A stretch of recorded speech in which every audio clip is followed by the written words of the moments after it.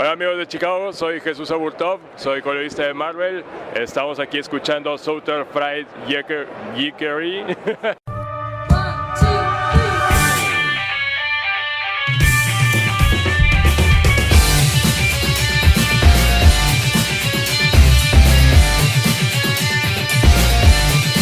The only thing I ever listened to were audio tapes of the Star Wars movies. Yeah. What's an audio tape? What's a cassette tape? Yeah, what's a tape?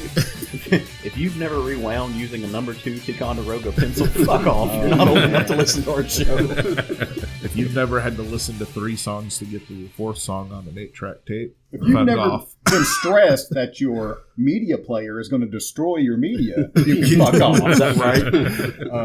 Yes. The golden days. Remember when Metallica bragged about dubbing tapes and then sued Napster? The digital version of dubbing tapes? Yeah, that was fun. Yeah. So, yeah. Just had to get because the hate riled up. They wanted to re-release. They wanted to re-release Garage Days, right, and resell it to everybody because Remember whenever that was a joke in Italian Job? Oh, I forgot about that movie. Yeah. Wow. Well, y'all want to do a podcast? Nah. It never fails. Never fails. Craig with the nah. Let's just call it a day and go back to bed. I like this idea. I really do. But we can do that maybe afterwards. Okay. I want to do a podcast. All right, let's do a podcast. We drove all this way. Yeah. We're all set. We're all here. I got everything set up. We may as well do the podcast. We do. All right, well, let's jump into it. Hey, everybody. Welcome back to another stunning, superb, exciting episode of the Southern Fried Geekery podcast, where we all sit around and Jerry studies his coffee like it's tea leaves. He's going to see the future in it. It ain't looking good. Shouldn't take long to study that coffee. It's going to be bleak. Guess what episode it is, guys? Guess what? Guess. 72? 75. Ooh. We're hitting those. We're 3/4 of the way to 100. I'm excited. We got to start planning on our 100th episode and see what we're going to do. I'm excited about that. That's kind of a landmark. Yeah, it really is. Dark Knight Strikes Back. Oh God, no! Wow, that was supposed to be my joke this episode. Sorry, I stole Jerry's joke. Well, I'm going to quit at 99. We're going to need a vote on what we do. Apparently, democracy and action. Sorry. Well, if you're new to the show, we would like to welcome you to episode 75 and to the show in general. We're 4 guys who we sit around at the breakfast table on Sunday morning. We're 5 guys now. We're 5 guys. And we should open a chain of burger restaurants. Oh, I think there's a lawsuit waiting to happen on that one. We are now... We'll call it 5 dudes. We're newly minted 5 guys who get the breakfast table on Sunday mornings and we chat about comics and geek culture and nerd life. If you're listening to this, you know that new episodes drop every Sunday. And so here's kind of what we do. Twice a month, we just have one episode, kind of like what you're about to hear, where we just dive into comics really hard. We talk about stuff we've been reading, what we're liking, what we're enjoying. We critique them a little bit, and it's awesome. One time a month, we jump into some of the news that's happening, some of the bigger news points. We totally don't just crib off Newsarama. That's not what we do at all. And then one time a month, what we do is we... what's the best way to put it? We take questions that you guys send to us via things like our Facebook group, which, by the way, you should join, or our Twitter page, or our Instagram page, or our email, which you can find us. We're at SFG Podcast on the Twitters and the Instagrams, and we are southernfriedgeekery@gmail.com if you want to fire off an email to us. Send us questions. We really enjoy it. It spurs some great conversation. I do want to say, before we get too far into this, that if we sound a little bit weird, so if I sound like I'm a fish in a bucket for some reason, we're sharing a microphone. Matt and I, we're rubbing shoulders because we're friendly like that. And so it's going to sound a little bit different, my voice maybe. I think the rest of the guys are going to be fine. But if it's a little awkward, a little quirky, if it bothers y'all, let us know and we'll work on it because, we're all about that quality. It's kind of what we gear towards. We're about equality and quality. We are, because it's Pride Month. Thank you. It's quality equality. We're all about that quality. I like my equality with a certain amount of quality. It's fun stuff. Yes. You're just a poet, Craig. Something. God, Craig's so close. Wordsmith. He is. All right. So before we jump into our comics, I'm gonna have to separate you two. This was a bad choice. I'm gonna be like the teacher in the class. Don't make me come over there. I just want to say that we are talking about some relatively new comics. These are some books that have come out within the last month or so that we're going to be talking about. So if you're not caught up, of course, we're going to say what comic we're talking about. You can hit the pause button. You can skip a little bit. I'm going to try to make a point of putting time markers in there to be more helpful because, again, quality and equality. But just in case something happens and I miss that, we're going to say what it is. So skip ahead. We don't want to spoil anything for anyone. We want you to enjoy your comics reading experience. But if you don't care about spoilers, just enjoy the conversation. And that's that. So here's your spoiler warning. Timestamp it. It's happened. You can't yell at me now because I did my job. I mean, I figure if you're listening to comic podcast, you are taking a certain amount of risk at getting spoiled. But that's because you're a rational human being, Craig. I realize the internet is not a rational place. You really need to think about the risk when you start listening to comic book podcast. And do an assessment, so to speak, a risk assessment for your audio risk reward. Inventory your choices. Yes. Well, how's everybody doing this week? Everybody having a great week? Yeah. Nice. Yeah. I survived it. Yeah, well, that's a plus. Went and saw a little romantic picture yesterday. Me and the old lady. Was it lizards fighting? John Wick 3. Oh yeah, that's a great movie. Yeah. It's very romantic. It was. The scenes with him and Halle Berry are amazing. Mm-hmm. Got the tears flowing. Yeah. It was nice. Then he punched her in the face or something. Jesus. Yes. I know. We had a lot to do that day, but we drove straight home. Yeah. He had to get that aggression out. God damn it. This is plummeting. I went and saw Godzilla this week. That was a fun time. So you saw the lizard fighting movie? I did. A fun movie. So if you go in, look, here's the thing. It's a Godzilla movie. It's a good Godzilla movie. If you want... I like to call it interspecies erotica. Oh, well, there could be that.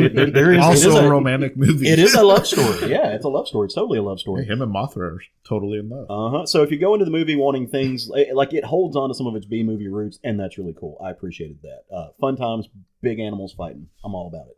Yeah, it was fantastic. Caleb loves to go out to the dog fights on the weekend. I do. Yeah. I take Jezebel, my Boston Terrier, and we sit and judge. I was going to use cockfights, but I think that's a different thing to you. Touche, sir. Well, all right. Does she side eye all the other dogs when they're? She side eyes. Sean, how is your week? With or without a pulse? We haven't got to us. I'm glad to be here. Yeah. I only had a 3-day week, and it felt like the longest fucking week ever. Same. God. Yeah. I'm in summer, so life is good. So, all right, y'all ready to talk about some comics? Sure. Yes, all right. So, let's call it a day. What we always like to do to start off a show, doesn't matter what kind of show, it can be any show, it can be a news show, it can be a question show, or it's going to be a comic show. We like to roundtable one book. So now that there's five of us on here, you're going to hear 5 different voices talk about the same comics, and then we'll move on to the comics that we like. Should we introduce ourselves independently? We probably should. That's a thing that I forgot to do. I like being a man of mystery. All right, rewind, start it all over. I'm Caleb Alexander McKenzie, your host with most. I'm Craig Lance. I'm Sean. I'm Jerry. I'm sorry, the order got weird because fucking Craig went second. And he's sitting right next to me now. Matt Just say your goddamn. Hey, I wasn't playing with your knee. I'm not sure what the distraction was. Oh boy. Not the gayest one at the table. All right. So our buddy Jerry has been doing a little bit of traveling. He journeyed up to the Pacific Northwest to see his lady friend and spend some speaking of romantic stories, to spend some quality time. While he was Please there, don't speak of that romantic story. Hey, Steph. I love you. While he was there, he swung by a few comic shops, as we're all kind of want to do when we're traveling, and he picked up a little indie book that I think. Well, you tell the story, Jerry. Tell us about how this came about. Yeah, so Steph and her friends have this shop that they frequent like every week, and we went to visit it on Comic Book Day. Arcane Comics, bunch of really cool guys, pretty badass store. And I kind of decided like, hey, what's your locally done stuff? What would you recommend? Of course, they don't know me or my taste, so they recommended this Punch to Kill book. Right. So I went ahead and grabbed a couple of copies for everybody and figured, if you wanted to, after you read it, we could make it our roundtable book. And then they decided before they read it that we were going to make it our roundtable book. So here we are. Oh, no, we come in honest. They're like, yeah, here we are. Here we are. Punch to kill. That's what needs to happen. Well, all right. Time out. Hang on. Before the hate parade starts. It's not a hate parade. I don't hate it. It was fucking wild. Yeah, it was. So I just want to say, you said that was Arcane Comics, the little local shop in Seattle. Yes, sir. Shout out to those guys. Keep doing strong. So let's kind of dig into it a little bit. So this is Punch to Kill. It's written by Kevin Clark, art by Will Long, and colors by Mark Palm. Or, well, I say colors loosely. I think it's lettered by Mark Palm, actually, because there are no colors. Additional writing and the art by Mark Palm. Yeah, so he's like a contributor, an artist and writer to it. So this is a little indie book. It's all black, white, and gray wash. And I'm going to very, very quickly run you through the plot. There's a guy, he punches, he kills, the end. That's it. That sums it up. So our main character is tied to a chair in the opening things. He's kind of stuck back in a broom closet. We don't know why. We don't know what's going on. He's in handcuffs. He escapes. He runs out. There's a guard. He takes his handcuffs. He murders said guard with handcuffs. He moves on. At some point, there's a tree creature, because tree creatures. There's a lightning storm. He gets some type of superpowers. He goes on a murder parade, punches more things, kills more things. There's a Golgothan shit demon at some point. They move to a digital grid where there's an old wizard with a hat. It's fucking nuts. He does a move called Steel Dragon Fist, and it ends with rubble. I'm not joking. Like, that's the plot. Yeah, he blew up the building he was in. He hit somebody so hard. We don't know who, but he hit somebody hard. And is the old man, is he at the... is he hanging out where Tron happened? I think so. That's what it looks like. Where Tron happened. He's waiting to be turned into an apple and inserted into the Tron game. He's in the Vidya game. Yeah, he's some type of digital apparition. Again, like I said, that's your plot. So when I read this the first time, I'm sitting there thinking, why did I just read what I just read? Thank you, Jerry. What the fuck? There wasn't so much reading involved. Yeah, there's not a whole lot of reading with this book. But when I stepped back from it, and it also helped that Jerry sent us a video that this same creative team kind of worked on, where they talked about the thing that they just made and everything. And then I realized, like, this book was not, like, I did not take this book seriously when I read it the first time, and that was a problem. But when I realized it was never meant to be taken seriously, that really helped me. It elevated my level of enjoyment of what I just consumed, because it's not meant to be taken. It is a joke. It is these got together and said, hey, let's make a grindhouse comic, make it as violent and dumb as it possibly can. But yeah, and that was like their original intention. Is Kevin Clark's a filmmaker, right? And one of the things that he's had for the longest time is an over-the-top, gory, like grindhouse type film. That's what this was originally supposed to be. They actually made a trailer that I'm definitely going to post on our page later, so everyone can see it. And it was back in 2005. I think they entered it into a competition for like fake grindhouse trailers. Well, they were trying to get it attached to the Quentin Tarantino grindhouse double feature that featured all the fake movie trailers. They tried to put it in there to be submitted for that. Yeah, and so it kind of went from that, and then they decided to make it into a comic, and I believe it's 5 issues, and this came out in 2015, so they're all out now. So if you guys want to pick up the rest, I wonder if I can get it in a trade form. Yeah, I saw this is actually the second printing. Of this book. Yeah, I imagine they had a little bit of, because it's an indie thing, there was probably a low print run, and when people finally figured out what this was, I imagine there was enough of a local following to sell out, which is awesome for those dudes. Yeah. And look, I kind of subscribe to the Vince Bonavilla school of comics should be ridiculous, and this comic was ridiculous. It was gory, it was bloody. When you look at it as a grindhouse type thing, it holds up that way. If you look at it as a traditional story out of it, or figure out why, as Matt pointed out in the conversation before the show, why a guy that can kill everybody with one punch was actually handcuffed. How did that actually happen? You know, when you start trying to figure out the ifs, ands, and whys about it, it really falls apart. Right. But, yes, I mean, with something like this, I think you just don't do that. You just, and I will say, so I enjoyed, my favorite part of this was the art, because I think that was the part that you really, I'm trying, without saying this rudely, I think that's the only thing that you can take some type of critical appreciation for, because again, there's no story.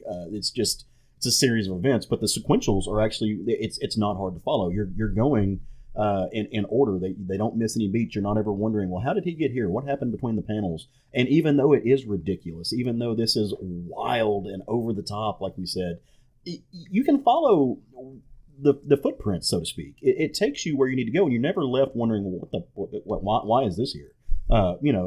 So I was wondering that. Oh, were you? Okay. Oh, no. There was a few issues I had with the sequential telling. Okay, well, no, go ahead.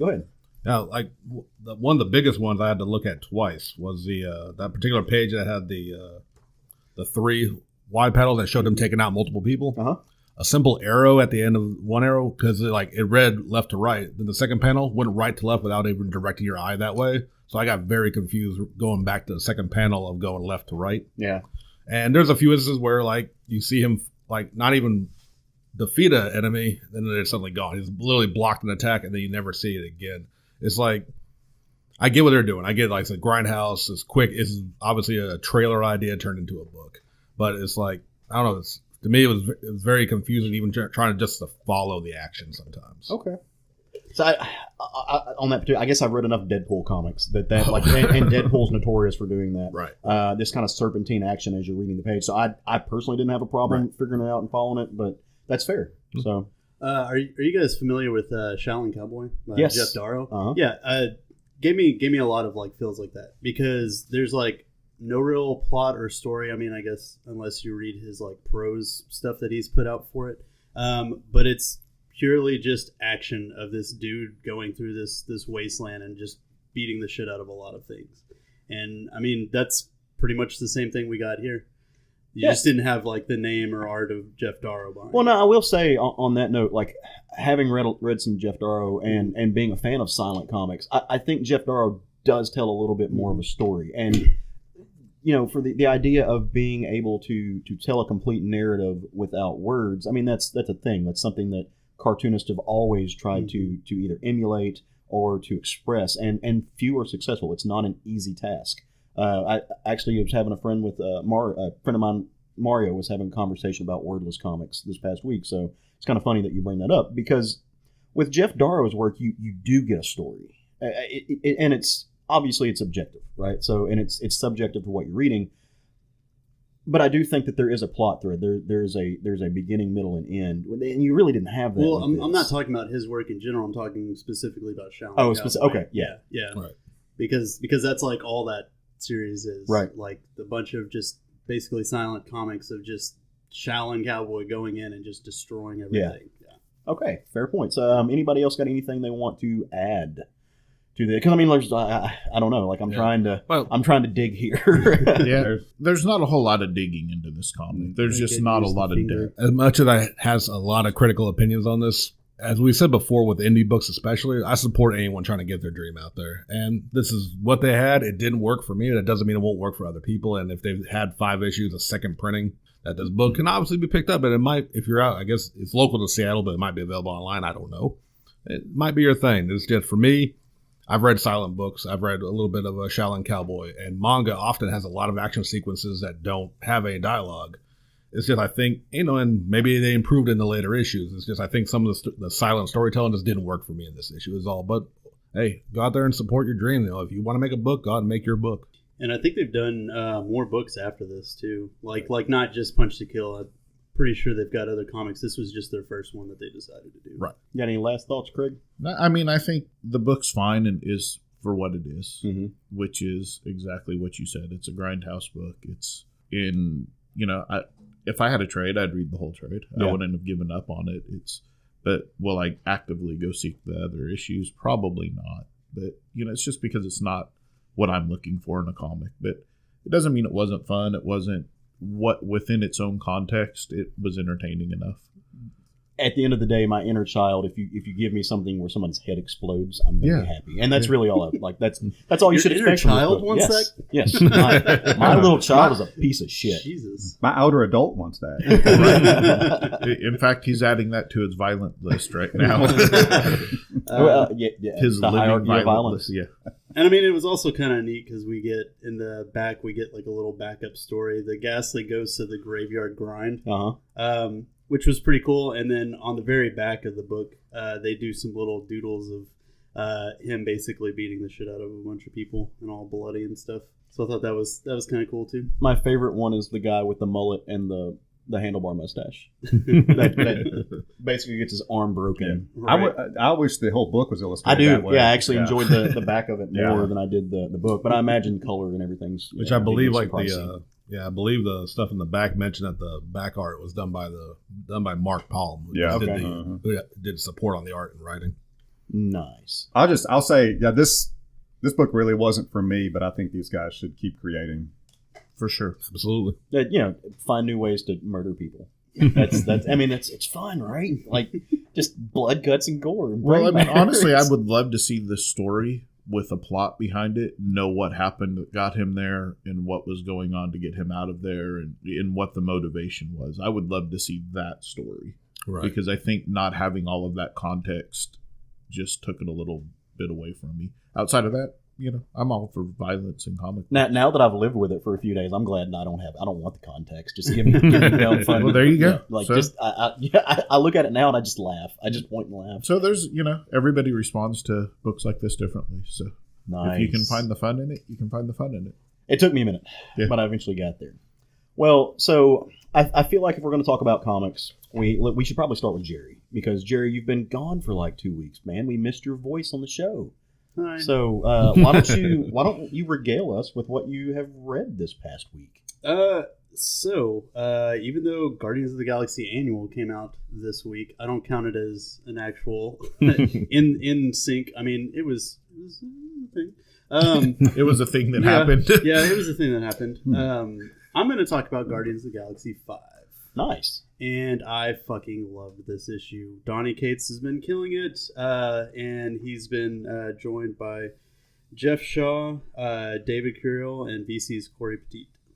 So if you don't know anything about what's going on in Guardians of the Galaxy, I think I talked about the first issue. Thanos got killed by Gamora in Infinity Wars. Shit kind of concluded there. People were spread out across the galaxy. Star Fox brings all these, giant cosmic people together to talk about Thanos' last will and testament. He basically says, I've got a contingency plan, and my consciousness is going to be sapped into someone else's body. At which case everybody starts freaking out. The Black Order comes in, steals his body, launches a black hole. You get a group of people that end up with Peter Quill and Groot. You've got Moondragon, Philo Beta Ray Bill, and Nova.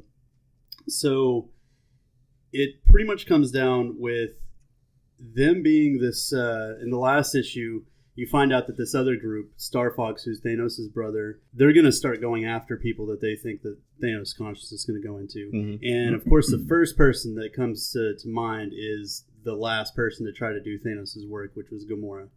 So they just, kind of assume like, it's probably going to be her. So then you've got that group that's going to go after her. Quill's kind of reluctant to get involved in anything after everything that's gone on in Infinity War.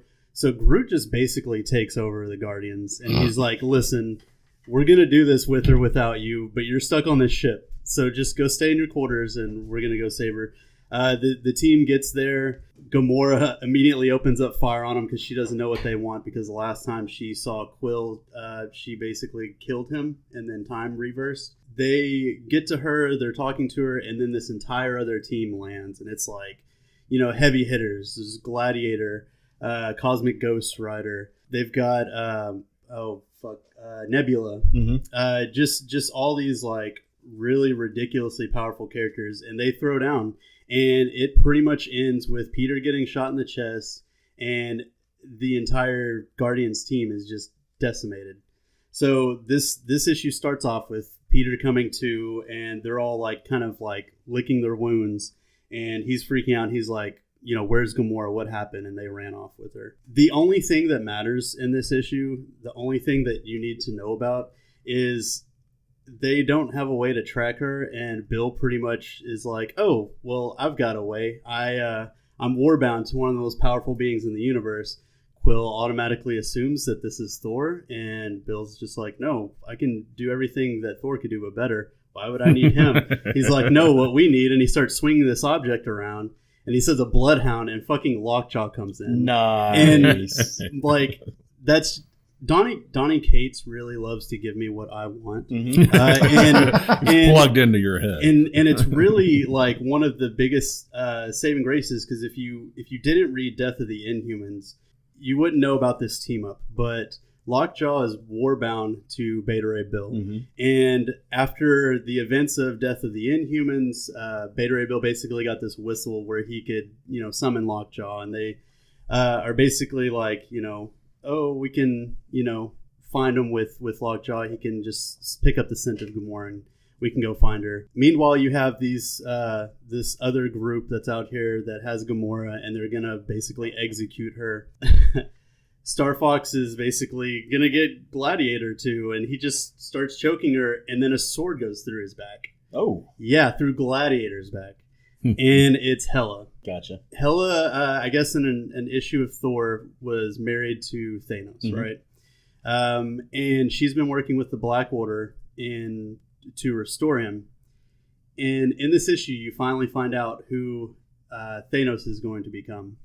Which, if you've been reading it, it's no surprise, because they want you to look at this, look at Gamora and like, oh, it could be Gamora. It's a but this whole time, they've been throwing all this at Star Fox, like making him a big villain. And guess what? Thanos' consciousness is in Star Fox. After a little bit about, Gladiator gets stabbed through the back, like all the way through. Cosmic Ghost Rider goes to attack her, but she's Hela, and she just basically almost instantly incinerates him except for his skeleton, and he's still somehow alive from that. Ghost Rider. Because Ghost Rider. And the issue pretty much ends with our Guardians making it to Gamora. You've got all of the beat the hell out of cosmic beings of ridiculous proportions, and then it shows Star Fox and Hela walking up to a new Thanos body. Huh. Yeah, it's been ridiculous. It sounds like it. And I mean, it's got Beta Ray Bill in it, guys. It's Donnie and Cates. that's all I really needed. That's really all I really needed. It's Donnie Cates giving you Beta Ray Bill, like you said. He gives you what you want. Yeah. Now, are you a member of his cult? I'm not yet. You should probably do that. I know there are T-shirts involved. There are. So, yeah. He legitimately has a cult now. Because he's the cult of Cates. I forget what they call it. What is it? Fuck, I can't remember. Yeah, they have. I don't know. Yeah. It's clever. Yeah, because it's Donnie Cates. Yeah. They should have called it like the Cates of Hell or something like that. Nice. He actually had a poll of naming what it was going to be and everything on Twitter. But yeah, I wanted the Lockjaw Beta Ray Bill team up ever since Death of the Inhumans, and he brought it back, and he wrote that too. So I was going to ask. So I read part of that. I never finished it though. I thought Lockjaw got killed. What's the turnaround on that? There was a lot of weirdness that went on in that. None of a lot of the Inhumans that died actually died. The villain that was in it that was zapping everybody was basically teleporting them to this Kree institution where they were getting turned into that villain. So anytime they killed that villain and they thought, oh god, he's just immortal or whatever, the next one that would come back would be a mind-controlled Inhuman that's fighting them. Huh. Yeah. And they were using Lockjaw's ability, like sapping his ability to make it happen. Mm-hmm. Yeah. So it got pretty fucked up. But that was another thing that Quill mentioned in this. He's like, oh, you know the Inhumans, like, see if they can help us or whatever. But they're like dwindled. Black Bolt doesn't really have his powers anymore, and they're all in hiding. So yeah. But how's Shaw's art on the book? I know you've been a fan of his before, but how? Oh yeah, it's fantastic. I would take him in like any cosmic stuff. Mm-hmm. He absolutely killed it on Thanos Wins, and I was really excited to have him back on this book. And honestly, I kind of like how he does Beta Ray Bill better than the artist that was on Death of the Inhumans. Mm-hmm. Are they still doing that kind of flat face thing? No, good. They're still doing dad bod. He's Horsehead. He's Horsehead again. Good. No, they're not doing dad bod.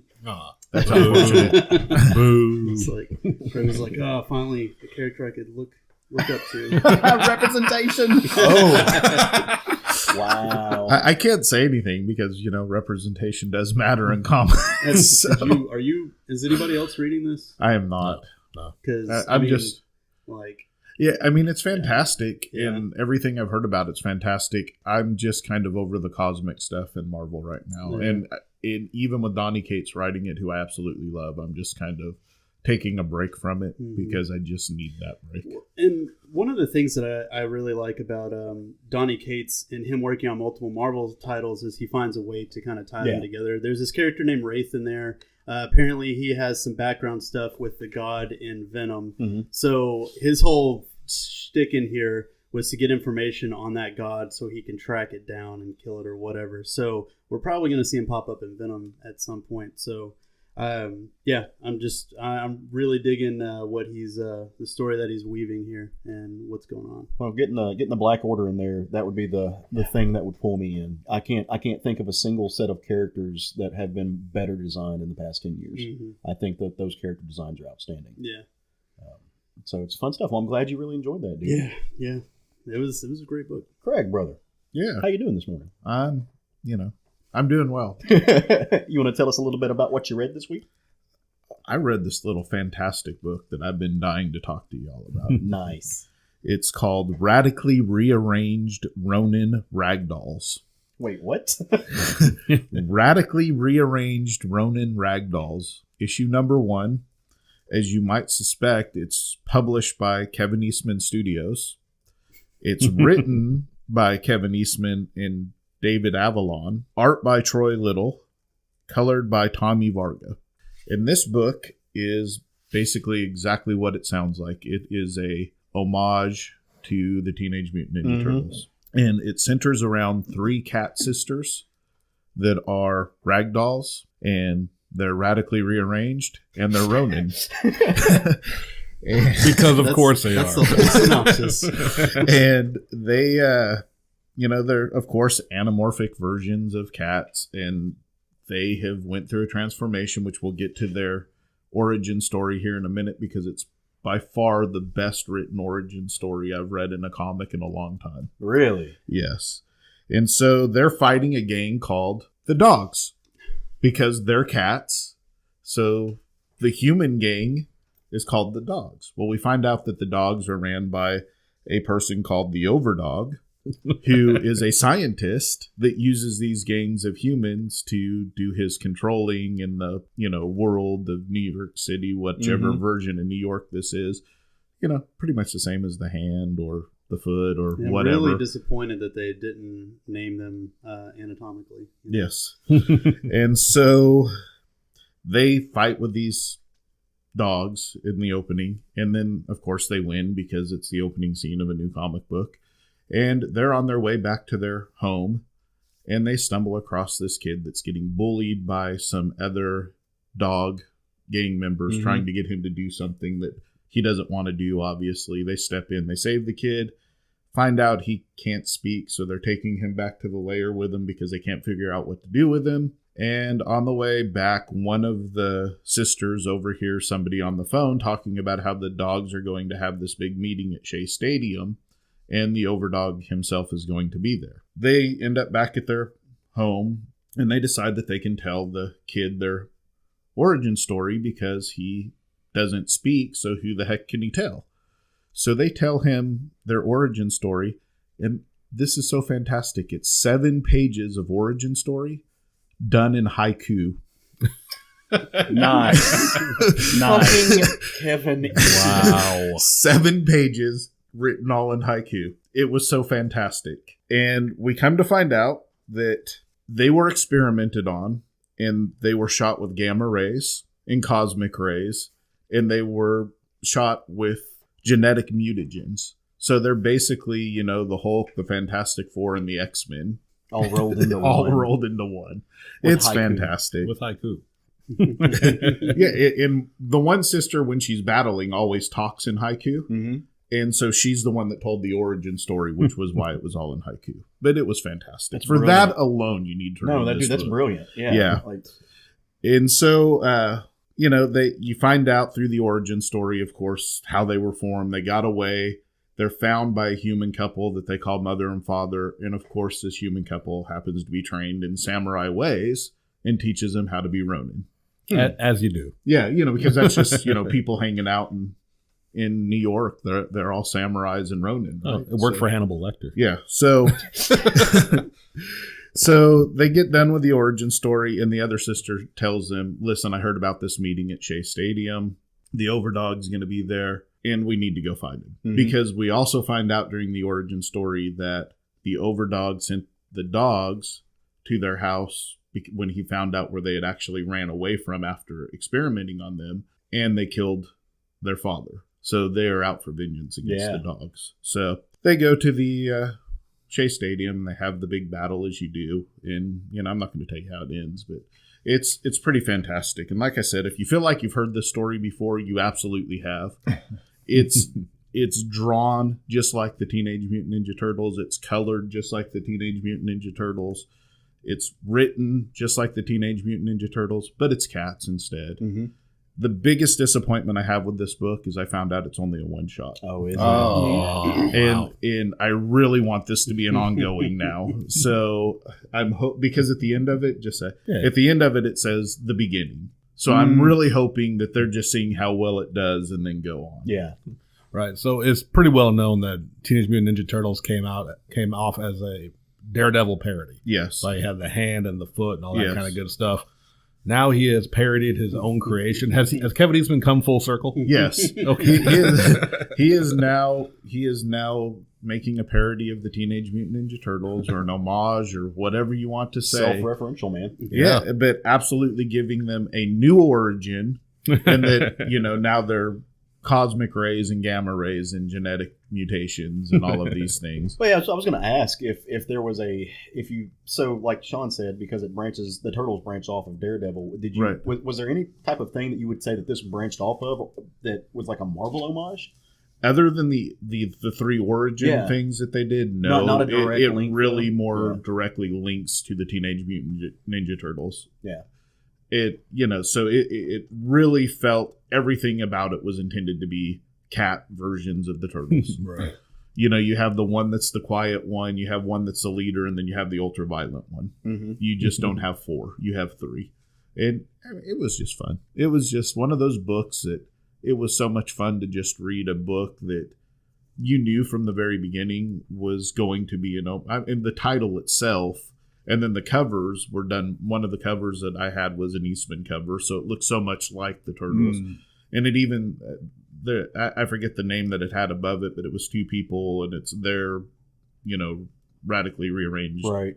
It wasn't Eastman and the creators on this. It was two other people. So, but it was fantastic. It was everything I expected it to be. It didn't try to be something it wasn't. The art was intended to mimic the Turtles, those old black and white. With the once you get to like issue 6, I think it was on the old ones, they went to color, and from it tried to mimic that, and it did a fantastic job of it. It didn't say, "Oh, we're going to try and be a higher, more modern art." It was just the way it was written. Everything about it was done in that old style. Nice. And it was well worth the read. Awesome. I mean, as far as comics legend goes, that's kind of one of my favorite ones. I mean, you think about the how monolithic TMNT is as far as culturally. It was made by a couple of dudes in their dorm room. It was a college. It was published for college kids. It started in their dorm room with them drawing on napkins and passing it back and forth, and then they got out of college and they still wanted to do this thing. And they lived down the street from each other. So one would work on a page and hand it to the other, and he would work on the page while the other one worked on the next page. So in those first however many issues, you had both Laird and Eastman had worked on every one of those pages. At some point, something on each page was drawn by one of them. Mm-hmm. And they, developed the stories together. And the fact that they took this idea, it was called Mirage Studios because... It was a mirage. There was no publishing studio. Yeah, right. They were going to the printers. I think they were using a school copier. Probably. They were breaking into an office at one point. And they were going to the printers and printing and stapling these things together themselves. Mm-hmm. There was no studio. There was no publishing company. And this thing caught on and became as successful as it was, partly due to the cartoon, but also if you read those original comics, they are ultra violent. It's not what you think of the Turtles when you think of the Turtles. Have you ever seen the movie that they did? I think it was Turtles in Time. They did an animated movie, right? And it was based off of the TMNT universe that they did in the early 2000s. Oh, okay. And the hand basically opened up this dimensional portal, and it starts bringing in alternate universe versions of the Turtles. So please tell me there's some cats. The first version that they get is the old, like, was it 90s, early 90s cartoon version. Gotcha. And then they get some kind of crazy, like, mech versions. Well, at the very end, Shredder's going to, like, the very beginning to destroy the universe, and he ends up in the black and white comic book universe with the badass Ninja Turtles that aren't talking at all. Yeah. And they just fucking wreck everything. It's pretty good. They're still 3 feet tall. Yeah. Yeah. Fantastic. So, yeah, you know, it was just a great homage. Yeah.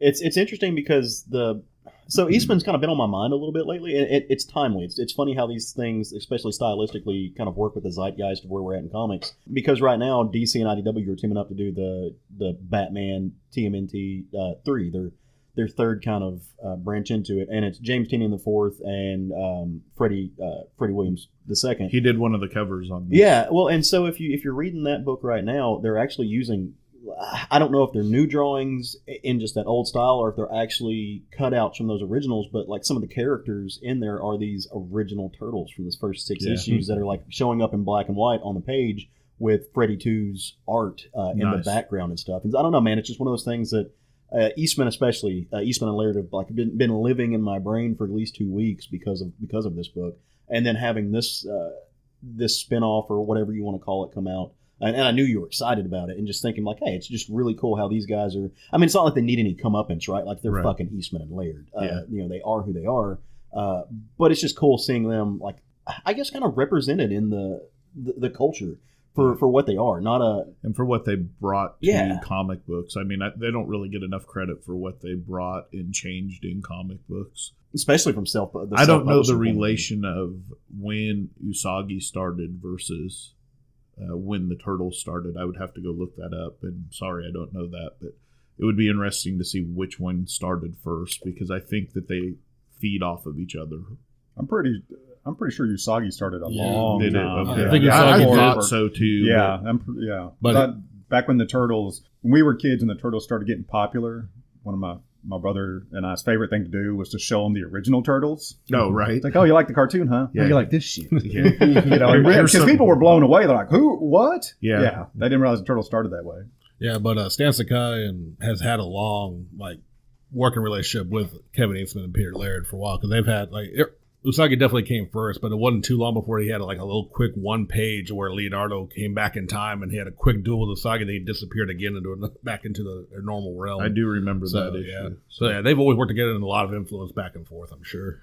Yeah, so it's just interesting to see how these things play out. But again, I loved it. I loved everything.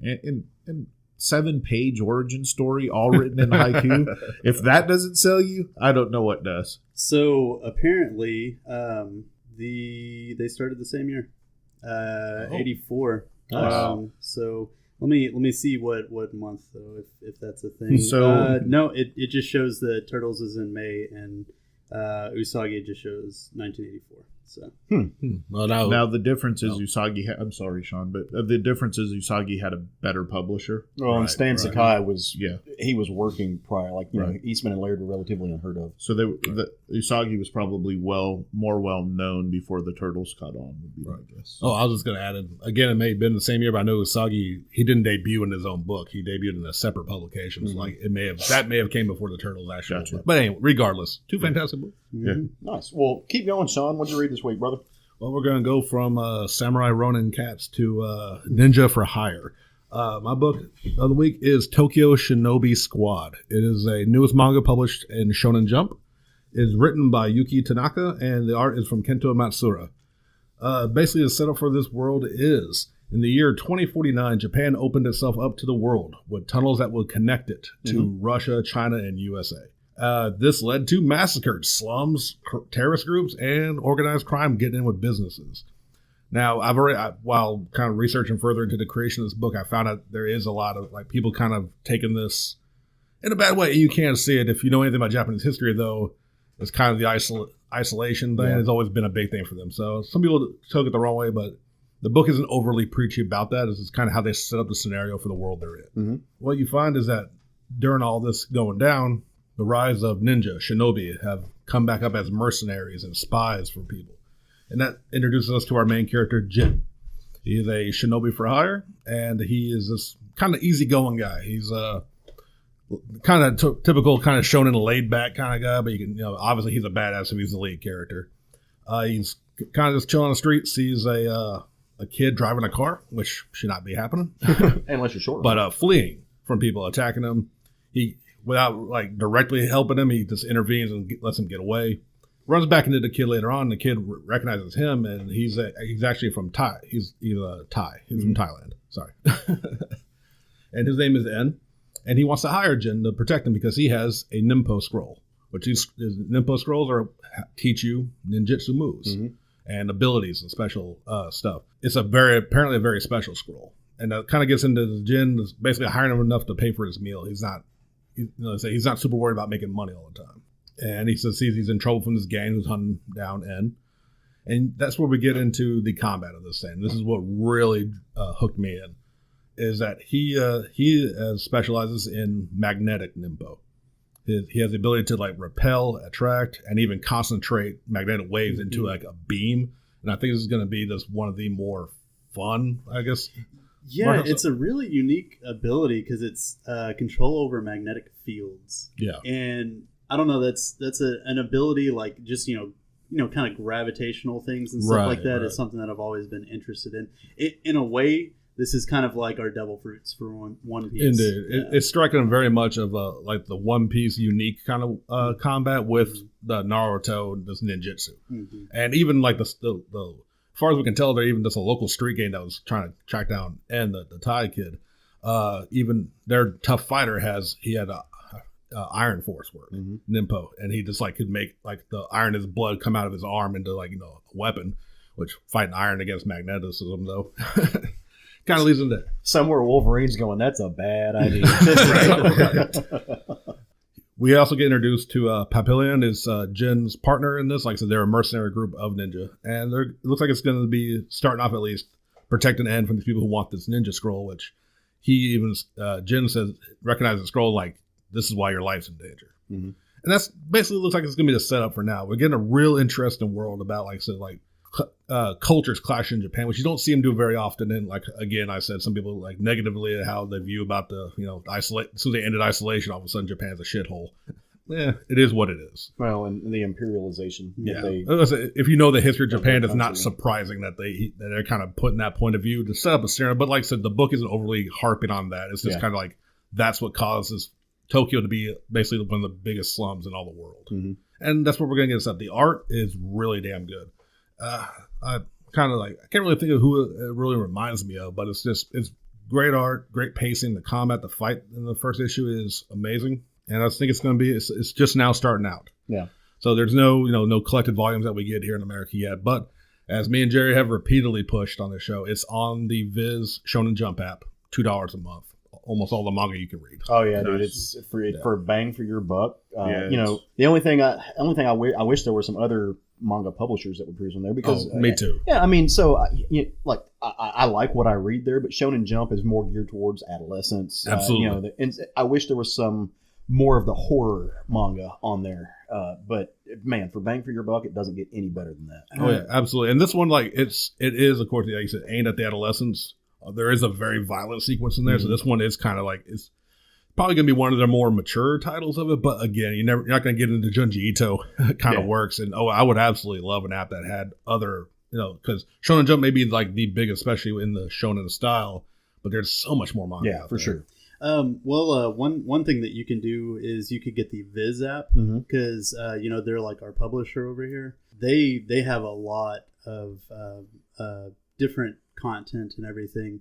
Now I haven't checked them out since they changed up the way the Shonen Jump app is, so I don't know what all they have for free now, but I think you can use your Shonen Jump like password and stuff like that for the Viz app. So you could possibly go on there and see if you can. I did not know that. Okay. Yeah, at least get discounts and stuff like that. It's actually what I started off using, and then I switched to the Shonen Jump app whenever they were changing up their format and stuff. But yeah, no, that series was great. It's a solid first, like I said, first issue, which even like we've talked about in the past, like you don't always get hooked right away. My Hero Academia, the first issue, didn't do anything for me. And we all know now how big of a fan I've become of that series. So yeah, highly recommend this one if you have the app, or if you see it when it eventually gets collected into usually about the 5 chapters or so volumes you can find in your bookstore or comic book shop. Check it out. I'm excited about this. Whatever book Matt's going to talk about, I'm going to act like I don't know, even though I totally know. But no, I want Matt to go next. I'm really excited about this because Matt, as the new voice in the show, we talk about comics every week, but I'm really interested to kind of get a feel for the other books that you read besides the ones that we just kind of we know we're reading together, which is not going to be the one that you're going to talk about, but. I don't know, man. I'm excited about this. You guys read books together? Like you go to each other's houses? We sit on the floor and we play with Legos and we read comics. So awesome. Why weren't all of us invited to this party? We'll fix that next time. Okay. Your turn to turn the page. Yay!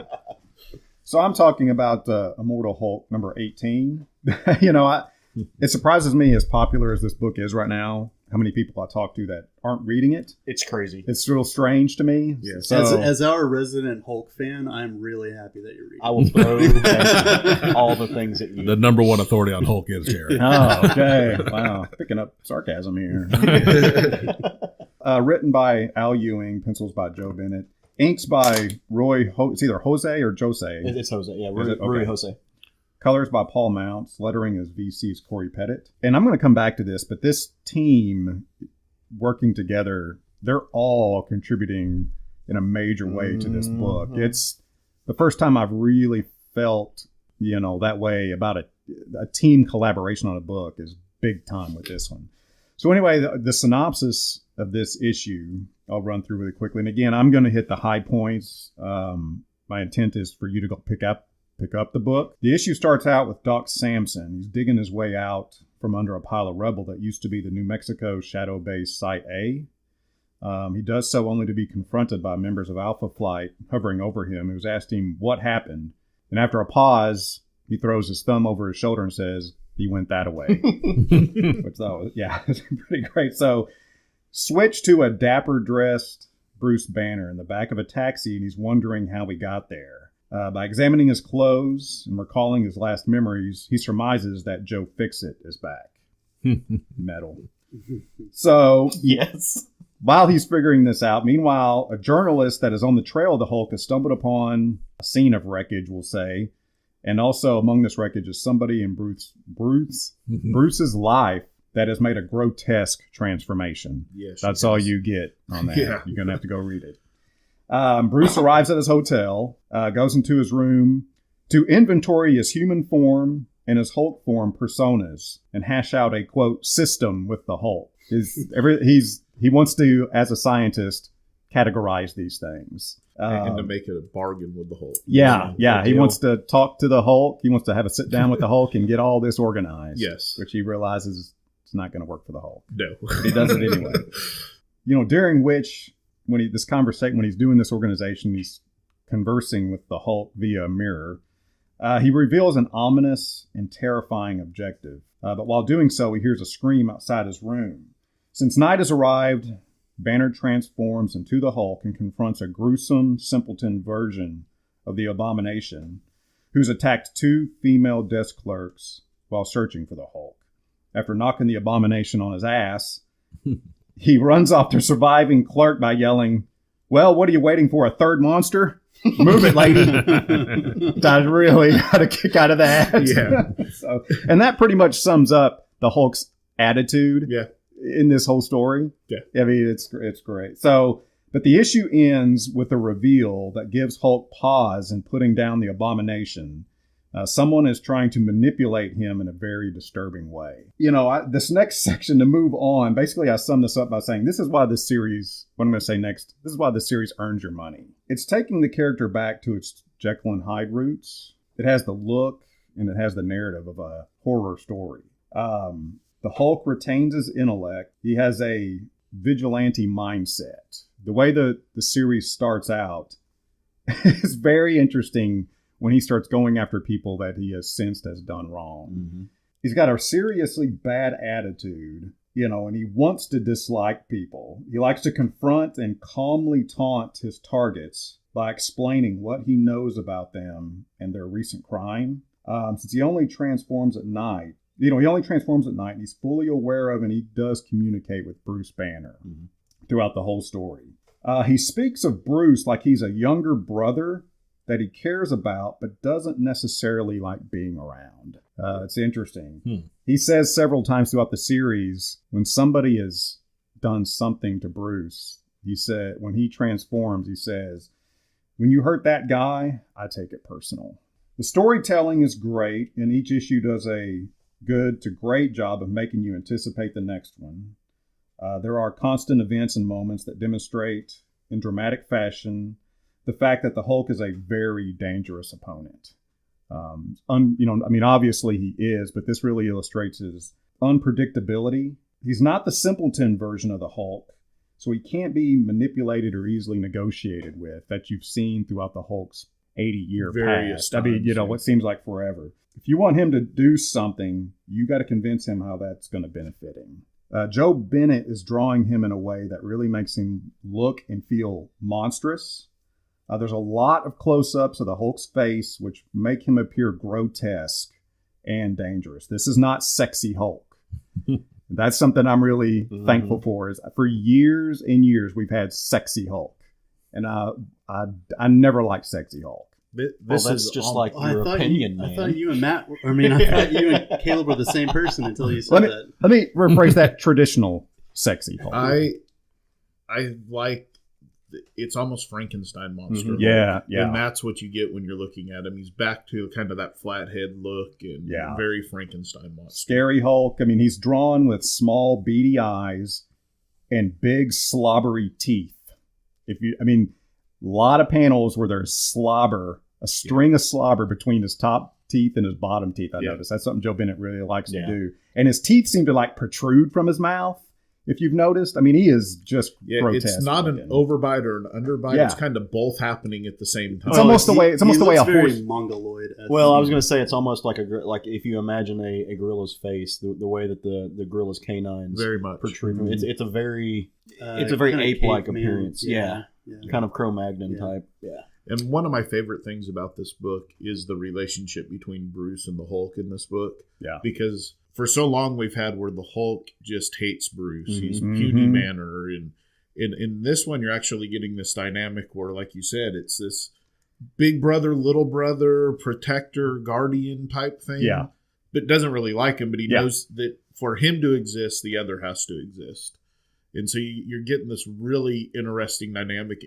And Bruce also wrapping his head around the fact that he needs the Hulk, or that the Hulk's never going away, and he has to learn how, like in this book, this particular issue, he's negotiating with the Hulk on how can we make this work, and you tell me what personalities you are and how to get around all of this.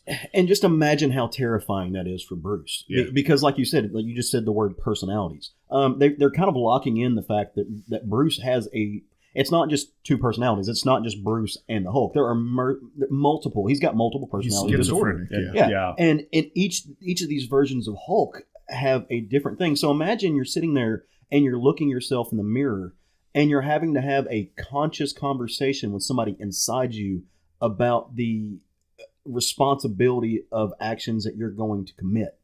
Like that, like the book, like Matt said, it's a horror story. That's the most horrific part of this is culpability, man. What if you get to the end of this story and we find out that Bruce isn't actually transforming into the Hulk, that he's actually just similar to the Beast in the Glass and Split movies, that he's that schizophrenic at this point, that it feels every bit feels that way. I'm sure he's transforming because of what's going on, but wouldn't that be an interesting concept to it? It's just great. And this is like Al Ewing's a powerhouse, because what he's doing is he's like Matt said, he's taken the history of the Hulk and not just those first 5 issues to where it was that Frankenstein meets Dr. Jekyll and Hyde. He's taking inceptions like the Devil Hulk, like Joe Fixit, like Doc Green, and he's making them. He's kind of doing something similar to what Vendetti's doing over on Hawkman. Like, he's taking these different versions of this canonical character and finding a way to thread them all together in a cohesive unit. Like, that to me, it's one of my favorite books being published by either of the big two right now. Yeah, if you're reading, if you've ever liked the Hulk and you're not reading this book, I have to ask you why. Yeah, because this book is going to be one of the definitive Hulk series. Yeah, I agree. Oh yeah. Well, and if you're not into the Hulk, like that's fair. Like, I know Sean's not reading this book because I don't, Sean really doesn't give a shit about the Hulk. He's just kind of this lumbering guy. Yeah, he's okay. If you're, but if you we're gonna have to edit that. Please. Well, no. Let's actually get into that because. Well, I'm sorry to interrupt. I want to come back to this. There's something I definitely want to hit first. Sorry, Sean. I want to.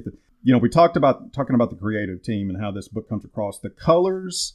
Yeah. Are an enormous part of this book. For sure. I can only describe the color scheme as like gloomy. The whole book is just gloomy.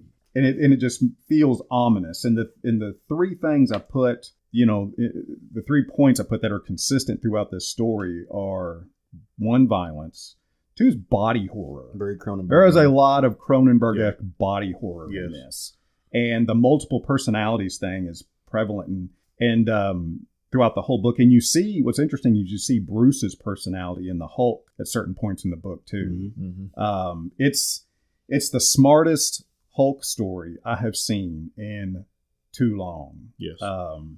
The inks are interesting too. And I really had to stare at the art and figure out what it was about the inks that were unique, because I could tell something. I don't know if the rest of you have seen this, but there's something about the inks in this book too. And what I've noticed is he does heavier outside lines on each figure. The borders of each figure is heavier than the internal inks, and it just gives the whole book a unique look. That horror feel for sure. It does, man. It's if you're not a Hulk fan, but say you do like horror stories, pick it up and give it a try. Yeah. You should be a fan. Sorry, Sean, go. No. It's like, y'all called me out. Let's talk about this. No, here's the thing, actually. Like, when it came out, I believe that was one of your book of the week, Caleb, when the first issue. And he said very much like it was kind of going back to the roots of Hulk being Frankenstein. Now, as far as I like the Hulk, but I've never been interested in Hulk books because for me, never seemed like very outside of just Hulk Rampage, Hulk going to this. A few changes when he became like Mr. Fix-It and Doc Green and all that. He had little changes, but still never appealed. He's always been a good team character for me because they've never done anything interesting. I regret not jumping on this book because the more I've heard about it from y'all, from others and everything, it's like they're finally doing something truly interesting to it. And I don't actually get into many horror comics. I'm big of a horror movie fan outside like Junji Ito and a few others. But I'm probably going to rectify this soon because I'm tired of hearing how amazing this is and I'm not a part of it. Yeah. But it's just because Hulk, up until now, like I've loved him on like the Avengers. I liked him on team books and just I've read a few solo books and it's just kind of the samey for me. But this sounds like someone's really diving into what makes the Hulk, and it's super fucking interesting. As a lifelong Hulk fan, man, there's been some really poorly written Hulk stories. So, like, you're not yet. Yeah, so keep in mind, 90s Marvel kid, which I don't think they were doing very much with the Hulk in that era. That's super standout. That was pretty cool. That was the best. Peter David was writing the Hulk, and Peter David is one of the better Hulk scribes. But even, it's kind of like X-Men books. Like, there's some great X-Men stories. There's a whole lot of bullshit. Oh yeah. And that's just part of it. Yeah. So I mean, it's as a Hulk fan, I think that's a fair assessment. There has been some really drab versions of the Hulk, but there's been some versions of the Hulk that I think are universally accepted as kind of drab that I love because you get some. I guess I like books that are a little bit more cerebral from time to time, and Hulk can do that. And Peter David on the Hulk does that with a few of his stories. And then you get Greg Pak writing him, and you go to space. You do all of these. World War Hulk stories. It's just, so it's almost one of those situations where there's an inception of the Hulk for everybody. You just have to, if you don't like multiple ones of them, you just got to wait a while for it to circle back to your turn. Well, and that's why I kind of like that, especially as you said they've been doing now. They jumped into Mr. Fix-It, and they're kind of addressing all the various Hulks that we've had, it sounds like, in this new series, which that is interesting to me. Because it's something I've been noticing I've been liking a lot more here lately when writers go into the past, bring up references. That's what drew me in with Tom King and Batman. And listen, this sounds just as interesting because they're bringing up, without trying to give away too much, I've seen a little bit about it, about who all they're bringing in from his past and other characters and the differences they've been doing to him now. It just sounded interesting. Like I said, I regret not jumping on this book from the jump. With all of this, where it's becoming a trend where they're trying to clean up characters with multiple different stories, threads that have been started and never finished. I wonder if they're going to go back to Wolverine and pick up the Wolf Child thread that's some heavy lifting to clean up that background. Right. And Wolverine's like my favorite character. And oh boy, that's some heavy lifting. Right. I miss Herb Trimpe. I really do. I miss the shit out of Herb Trimpe's art, man. If you for no other reason on Immortal Hulk, at least get the issue where he fights the Avengers. Oh yeah, it's wonderful. And it's on issue 18 now. It just was the one that just came out, so assuming there's probably going to be a third trade paperback real quick. So it's a book that you're not going to be able to cheaply afford to go back and buy the back issues, because so many of the issues have been every key issues. Every third issue is a $30 book, man. Yeah. It's so crazy. you're going to have to buy it in trade to buy it cheaply to read. Which makes me hate comics speculators even more, because honestly, there's no reason they should be $30 issues, but they are. It's stupid. New people are being introduced in their key issues, and that's just what happens. Yeah. And again, it's my advice is always read the books you like, because you can never outguess comic speculators. Yeah, right. If you get lucky and the books you like end up being worth money, fantastic. If not, at least you enjoyed the books you read. Fortunately, this is one of the books that Marvel is on the money with getting their trades out. Like the trades are coming out like clockwork. So. Yeah, I heavily recommend picking up the first trade and reading it. And if you don't like it, then you're not going to like the others. But right. If you do love it, you're going to want the others. Yep. I've got a book for the week that I think is going to set up some fun conversation at the table. Okay. So the book I want to talk about it's a few weeks old at this point. It's Heroes in Crisis number 9. It's the finale of this story that Tom King and Clay Mann have been telling, with colors by Tamu Moray, I think is how you pronounce his name. If you're on the internet, you know that this story, especially the wrap-up of this story, has caused a little bit of controversy. There's a lot of people who don't like it. There's a lot of people who misunderstand it. There's a lot of people who completely understand it and still don't like it. It's fine. I'm not sure which of those camps that I fit in. A little bit of backstory to the series. Like I said, it's a 9-issue series. The Trinity have set up this kind of camp to deal with PTSD and superheroes. So it's out in the woods. It's ran. It's computer generated. It's a place where superheroes can go and sit down and they can get some therapy, because they see some shit, right? Like they deal with some heavy stuff all the time. And so in theory, it's a place where they can go and kind of work through their problems so they don't have these breakdowns and these massive events, and they're able to deal with their inner turmoil. Something happens. So it doesn't work the way it's supposed to. An event happens and someone has a mental breakdown. Yeah. And a lot of people die. And of course, it's a lot of these people who are more relegated to B and C list characters, but not everybody. I mean, you get there and people like Speedy's dead. Jay is not an obscure C-list character. How dare you? The wreckage is massive and widespread. Long story short, I'm not going to go through all the issues. What you find out is that it's actually the Flash who's responsible for this. Kid Flash is responsible for this in a roundabout way. So it's set up so they find his body after some testing, because we're also dealing with the world's greatest detectives in Barry Allen and Batman. Oh, I thought you were talking about Blue Beetle and Booster Gold. Oh, well, whole different type of detectives. Barry Allen and Batman do their job. They figure out that this body of Kid Flash that they're dealing with is actually 5 days older than it should be. There's some timey-wimey stuff going on. And what you come to realize, yes. I just want to point out he's not Kid Flash anymore. He's just a Flash. He's just a Flash? Okay. Yeah. It's just Wally West version of Flash. Yeah, I wasn't really sure what to call him, because I'm not a fan of, like, I'm not a long-term fan of Titans. Because the Flash and Teen Titans is Kid Flash. Yeah. I was just gonna let it go. Just so that he's not wrong. Yeah. We will not abide. The dude does not abide. Well, I know for a lot of people, Craig included, Wally West is the Flash. And that makes complete. And for a long time, until Jeff Johns really brought Barry back, he was the Flash, which is, I think, why a lot of people had the reaction in this book that they did. Mm-hmm. So after the New 52 was rectified, so to speak, Wally West had a family, man. He had a wife, he had kids, and they just ceased to be, but he can still remember them. And so that's part of why he's at this camp encampment, dealing with it, working the through only that. one that remembers post-crisis pre-New 52 world. And it's weighing on him. And he's trying to work through it, right? Because he's a hero. He wants to be strong. He wants to get to where he can be the person that the world needs him to be. But it's just too heavy, man. He has this breakdown, and he loses control momentarily of the Speed Force. And the Speed Force unleashes like a lightning storm in a way that, number one, it was beautifully drawn by Clay Mann, but in a way that we haven't ever seen the Speed Force act before. And it is actually what caused the wreckage and destruction of this outpost. Mm-hmm.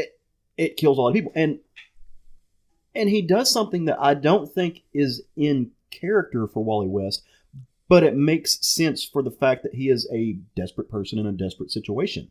He uses the outposts, he uses the computer that has been designed by Supes and by Wonder Woman and by Batman to kind of frame Harley Quinn and Booster Gold. Mm-hmm.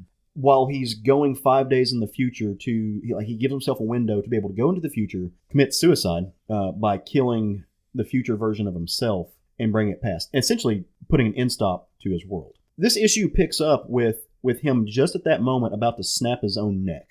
You've got two figures of the Flash. One is on his knees, past Wally's about to break his neck and take him back to the past to stage the body. And Booster Gold's ship comes crashing down, preventing it. And inside Booster Gold's ship, you've got Booster, you've got Blue Beetle, you've got Harley Quinn, and you've got Batwoman. And I think Batgirl. Batgirl, sorry. The wreckage of Skeets is somewhere in there. Just being useless, being a paperweight. And they land, and what Booster's got a lot of experience with time. He knows that they need to pinpoint this action and stop it in order to rectify everything because Wally's lost. He's created a loop, and he's done it in a way to escape the ramifications not only of his actions but of his inaction. And that's kind of what this issue is about, is fixing that. So the way that they do that, they prevent him from killing himself. They're there to comfort their friend. They give him a hell of a pep talk. And then because Booster is a genius/idiot, they go to the 25th century, they quick clone a body, and they take it back. So it can complete the loop, but it allows Wally to not have to commit murder or murder/suicide of his own self. And really just allow him to seek out and face the consequence of his actions, but also really get the type of help that he needs. And that's kind of where the story ends. There are some fantastic scenes in this book, and I think one of the most important things that we have to realize that's going to come out of this book is one of the figures that died in the beginning was Poison Ivy, but she put a little bit of her essence into a seed that was thrown into a river that then grew. So now Poison Ivy is she's kind of like Swamp Thing. She's a manifestation of the green. She is. Yeah. Yes. She's developed that connection. Thank you, Jerry, to the green, the same as the Swamp Thing. So it'll be interesting to see what they do with that character now. Yeah, and a long time I was sitting here thinking about all of the fallout from this book, and that I think is the major takeaway that's going to have effect on the DC universe. It's the most interesting aspect of it, in my opinion. So this book caused a lot of uproar, including on our own Facebook page. So I actually think this is a fitting end to a story with brackets, if that makes sense. It's a story that I don't sing a lot of these B and C list characters die off panel, but I think it humanizes Wally. I think it humanizes the Flash in a way that we haven't necessarily seen it before. And look, this is a character that has faced a lot of crisis, pun on the title. But he's never had to deal with the fact that his wife and his kids, it's not that they died. They were written out of existence, and he broke. His children were written out of existence. His wife is still alive. She just doesn't remember him. Okay.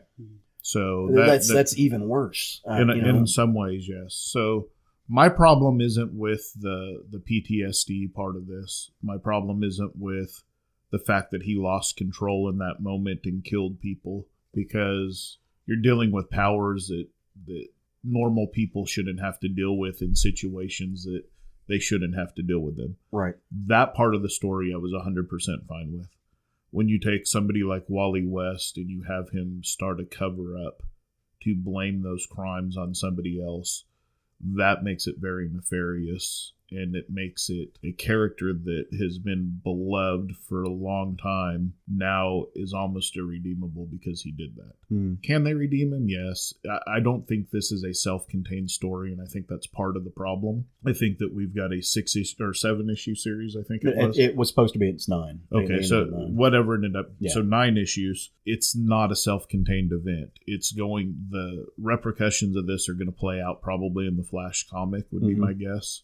There's a whole lot that has to play out. How's Ollie going to handle it when he sees Wally now? True, yeah. I mean, he killed his basically his son, for lack of a better word, and then covered it up. I think that's not the right way to put it. He didn't kill him. Like, he's not a murderer. No, he didn't kill him, but the cover up makes it that way. True, and I thought about that, and I agree. It is nefarious. It's incredibly nefarious, but he also, like, I think there's a reason he gave himself a 5-day window. His uncle is one of the best crime scene investigators ever. His friend Batman is the world's greatest, which the problems I had in some of the back issues is why it took so long for Bruce, who is the world's greatest detective, why he got out-detectived by a lot of people. You know, he's got these two people in his life that are the greatest detectives ever. I think he knew that they were going to find out. He just needed to buy himself some time. And is it nefarious that he framed Harley and that he framed Booster? Yeah. And at some point he's got to get his for that. And, you know, Harley gives him a hell of a nut shot for killing, for killing her girl and for framing her. But he knew that there weren't going to be any long-term ramifications for this 5-day window. They would be in custody. They would be investigated. Neither one of them knew what they did. They both were, he set them up to point the finger at each other. Which, yeah, like I said, that's fucking evil, but it had a window. He knew that these detectives were going to find the truth out. Maybe. He just, I mean, this is me theorizing, right? Like, but in my brain, this is why he took those actions. The way this works is if Tom King writes a Flash book now, or if Tom King writes a Wally West Flash book. Outside of that, you're leaving a book that Tom King wrote in somebody else's hands to tie up this mess. Maybe that's the plans. Maybe we're going to get, Tom King's been hinting at some new books in the style of Mr. Miracle and Vision. Mm-hmm. So maybe we're going to get a Wally West book from Tom King where he wraps this up. And maybe that's the case. And that would be great because I want to see how Tom King would unwrap this mess. I don't know that I want to see how the current writers of The Flash would unwrap. Oh, you're not digging Williamson on the book? See, I'm not reading it because I've never been a Flash fan. It's not that I'm not digging it. I'm just not. It's just, it's okay. But, and it's not so much that. I want to see that the guy that put the Wally West in this box, how he would unwrap it. Yeah. More so than how I want to see how somebody else would unwrap it. Right. That's really more my point on this is, for whatever reason, they have not cared about Wally West for a good 20-something years now at DC since Jeff Johns wrote Flash Rebirth. What's that been? 15, almost 20 years now. Yeah. And since then, Wally West has been a second-rate hero, and for whatever reason, and that's fine. But Wally, in my opinion, didn't do anything to deserve that. I mean, you made us love Wally, and then you are now trying to slowly take him away from us, and that's fine. I'm okay with character growth, and it's a fascinating look at PTSD. Mm-hmm. It absolutely is, and when you give these people with these inconceivable to us powers, no matter how long we've read them, this is something new. We've never seen the Speed Force manifest itself to the point where grief causes it to just explode out of them and kill people. It's a very interesting look at PTSD, and from that standpoint, it's amazing. I just wish he'd chose somebody else other than Wally West to be his guinea pig for this. But to me, the flip side of that is that solidifies Wally West's position in the DC unit. Like he's got to be at the forefront. Like you said, we're talking about how they're going to write the unpacking of all this. He's got to be in the picture. Yeah. So you can't just push him back because he's got to have a story. And so to me, that's going to bring him to the front of the line as for the people that are going to write. We hope so. Did anybody else see that, allegedly, as far as Tom King picking Wally West for this, did you see that allegedly DC editorial pick the characters for the story. That doesn't surprise me. Yeah. So, I mean, it wasn't Tom King that picked them. That surprises me. That doesn't surprise me because, like I said, DC's had something against Wally West I think they just want from the time Jeff Johns wrote Flash Rebirth, it's been a focus on Barry, and that's fine because what do you do with a second Flash? I get it. It's kind of like 8 Robins. What do you do with the extra Robins? So. I know Jeff Johns wrote Flash for a while. He wrote Barry coming back though. Yeah, he wrote the one who brought him back. Well, maybe you guys will get lucky in Batman. You'll have a storyline of the trial of Wally West, and have another courtroom drama run. If last week hadn't have happened, I would agree with that and say that would probably be something that we would get. But because of what happened last week with DC surprisingly telling Tom King his 100 issue run was going to actually end at 85, and they were going to let him finish his story in Catwoman and Batman. I don't think that he's got the space to finish telling his Bane story. Why are they in such a hurry to get him off Batman? Because then there's a rumor mill to that, and I don't know how much I have had conversations with people who have had direct conversations with Tom, and I'm not sure what I'm at liberty to say.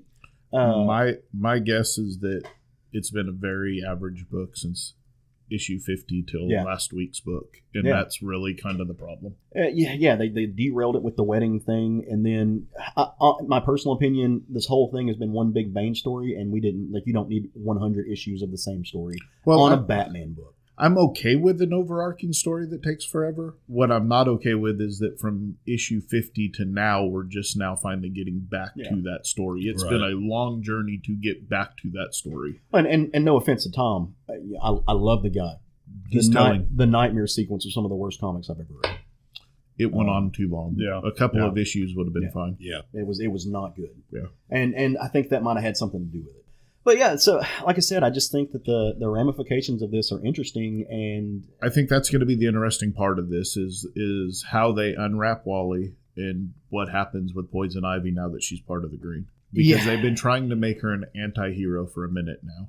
So either you go full on anti-hero or you go full on villain and have her, and it gives a good Swamp Thing, Poison Ivy, villain hero type scenario. Well, and I love that those two are I guess they're together again. I guess they're back in their relationship, and that's always been fun. I love them as a couple. Yeah. It makes sense. The last little thing I want to say about this, and it carries throughout the whole series. My favorite part of this whole entire thing, have been the 9-issue character breakdowns of all of the DC almost catalog. There's a lot of people that they leave out, but you just get some amazing character treatments and the treatises of who these characters are in one panel a piece. And it just kind of shows you, number one, how much care and detail Tom King puts into his writing. Because if you can take one panel and sum up and surmise the legacy of a character or a personality of a character in just a few words, that's doing work, man. That's good stuff. That's the other problem I have with this book. I'm glad you brought it up. I love those things that you're talking about, but the problem I have is that Wally West gave those recordings to Lois Lane and released it to the world. All of these superheroes' most inner, darkest secrets. There was no reason for that other than him trying to distract from his own problems. And yeah, Tom tried to tie up that loose end with this idea that people need to know that heroes are dealing with it. Like there has got to be some type of oversight, but I don't think he did a very good job. What it does is it makes it look like Wally West did it so he can say, hey, look, yeah, this happened, but it's because I was going through all this stuff. It's a way of Wally West deflecting the responsibility of what happened. And that's the way it came off. Yeah. And again, it's kind of a slap at Wally West, in my opinion. Yeah. It could, it's one of those things that I think about what it could have been versus what it is, and I want more out of it, because it could have been a take on, like the WikiLeaks. The WikiLeaks thing. It's exactly that. Yeah. It was meant to be, but I don't think it was very well executed in that sense. Yeah, and I'm agreeing with you wholeheartedly. I think that was a part of the storyline that I wanted more out of, and maybe we'll see more out of. I would love to see a Tom King 12-issue series on Wally West Flash to unwrap this thing that he wrapped up for us. I got a super big kick out of seeing the Red Tornado homage that was also talking about the Vision. That to me was a lot of fun. Yeah. there were some fantastic parts. So. Yeah. Well, that's what I got. So great books all around. I read a lot of good books this week. Yeah. It was hard for me to decide, and the past couple weeks, it's been really hard for me to decide what I wanted to talk about. And I was all, we read a ton here on the show. I mean, between the five of us, God, I don't know how much we actually consume as far as comics go. So we were sitting there chit-chatting, and I thought it might... My bank account knows. I thought it would be cool to kind of, I don't know, just over a week, talk about maybe 5 things that we've read. Yeah, just read. I mean, it can be the best thing you've ever read. Maybe you did enjoy it. But just kind of curious about what your we'll call it the short stack. What's your short stack for the week? What are 5 things that you read this week, Craig? Okay, so 5 that I read this week, and you wanted us to do a thumbs up and thumbs down for these kind of things. Yeah. It's kind of hard on some of these. I remember back when I was a kid and I was still in my stepdad's Playboys, and they would review porn, and they would have from flaccid to fully erect. So, I've got different varying degrees here between flaccid and fully erect. So, oh boy. One of the books I read was Immortal Hulk 18. Not going to talk about it a whole much more. It's straight up. Yeah. Dent a car. Yeah. Superman Leviathan Rising number 1. It's pretty much the entire DC universe working on this book. Mm-hmm. Everybody that's creating is working on this book right now. Probably 20 people on this book. I'm giving it a straight across. I want to see where the rest of the story goes. It was kind of a book for me. So are those arrows representative? Yes. Of which way your dick went? Yes. Whenever Yes. you read this, interesting. Flaccid, half-mast, Yeah. table flipper. Walk Through Hell number 10. The Garthinus and Goran Saduzica. Well, that works. Yeah.